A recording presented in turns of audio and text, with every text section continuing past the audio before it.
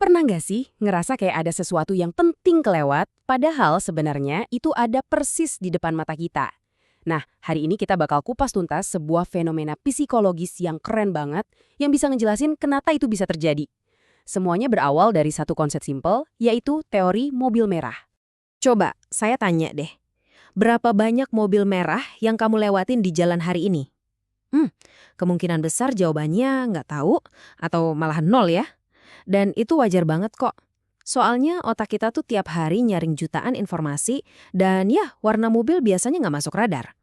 Tapi, gimana kalau permainannya kita ubah sedikit? Oke, bayangin gini, saya kasih kamu tawaran. Rp500.000 tunai buat setiap mobil merah yang kamu temuin dalam 24 jam ke depan. Gimana? Tiba-tiba situasinya langsung beda kan?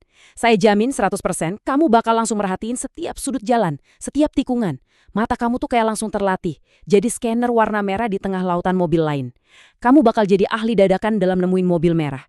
Nah ini dia intinya, bukan berarti tiba-tiba ada lebih banyak mobil merah di jalanan khusus buat kamu. Enggak, jumlahnya ya segitu-gitu aja.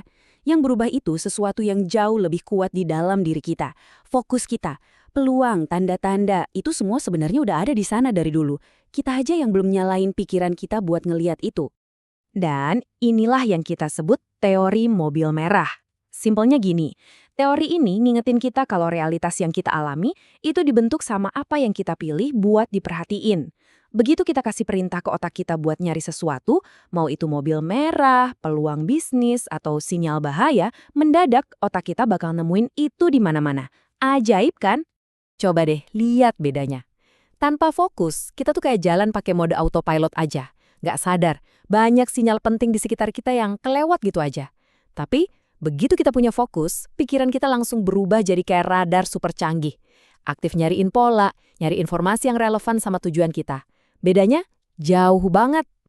Oke, sekarang yuk kita bawa teori ini keluar dari jalan raya dan masuk ke kehidupan kita sehari-hari. Soalnya, mobil merah yang sebenarnya itu bukan mobil, tapi sinyal-sinyal penting dalam hidup yang sering banget kita abaikan. Nah, ini dia mobil-mobil merah dalam hidup kita. Familiar nggak?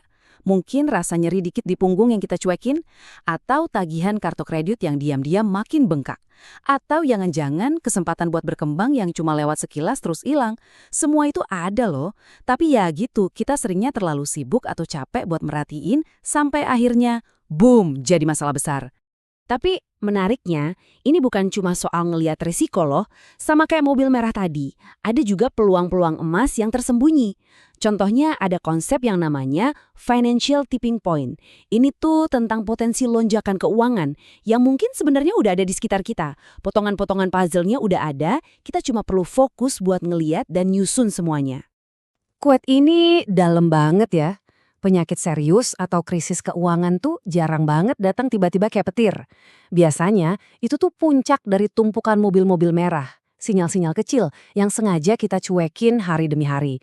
Kita nunda dengerin badan kita, nunda ngurusin stres kita. Jadi poin utamanya gini. Ini bukan kelas motivasi, yes you can gitu ya.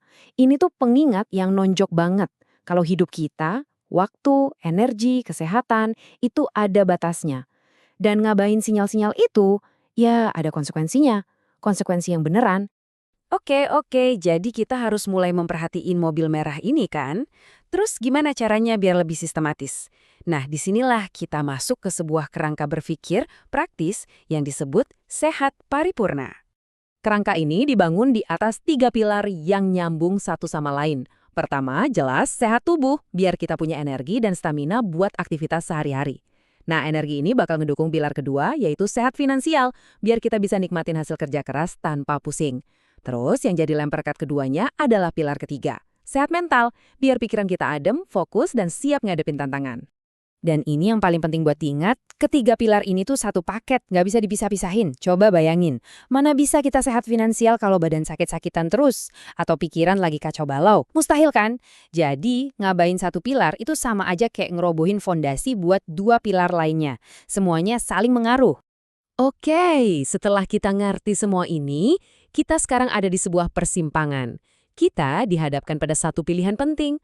Mau sadar atau mau terus abai? Pilihannya cuma dua. Pertama, kita bisa terus jalan pakai mode autopilot sambil berharap semoga semua baik-baik aja.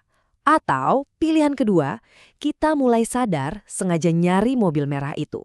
Kita mulai nanya ke diri sendiri, sebenarnya apa sih yang lagi terjadi sama kesehatan gue, keuangan gue, dan pikiran gue? Dan pada akhirnya, ini kuncinya. Kesempatan buat bertindak, buat milih yang lebih baik, itu selalu datang sebelum masalahnya jadi krisis. Jadi, kesadaran itu adalah pencegahan terbaik. Kalau kita nunggu sampai semuanya berantakan, ya kita udah kehilangan banyak banget pilihan. Nah, sebagai penutup, saya mau tinggalin satu pertanyaan buat kamu renungin. Coba pikirin baik-baik, mobil merah apa aja yang mungkin selama ini lagi kamu abaikan dalam hidupmu? Sinyal-sinyal kecil apa di kesehatan, keuangan, atau ketenangan batinmu yang kamu cuekin? Mungkin sekaranglah waktunya untuk mulai memperhatikannya. Terima kasih sudah menyimak.